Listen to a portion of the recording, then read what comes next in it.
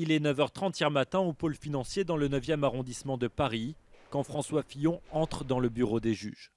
Il est accompagné de son avocat Antonin Lévy, en face d'eux, une greffière et les 3 juges d'instruction en charge de l'enquête, Stéphanie Tachot, Aude Burézy et Serge Tournaire. On nous dit depuis le début, emploi fictif, emploi fictif, emploi fictif. Je l'ai entendu plus de 1000 fois. Et maintenant, on arrive pour la mise en examen. On dit, Monsieur Fillon, vous êtes convoqué aujourd'hui pour l'emploi de votre épouse, Pénélope Clark, emploi fictif ou surévalué. Écoutez, très bien, première nouveauté.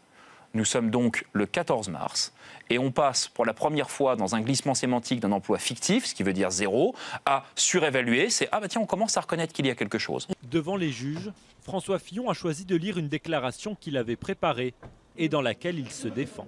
Oui, j'ai employé mon épouse et la réalité de son travail est indéniable. Sa force, c'était d'être un relais au quotidien, accessible et direct à tout moment.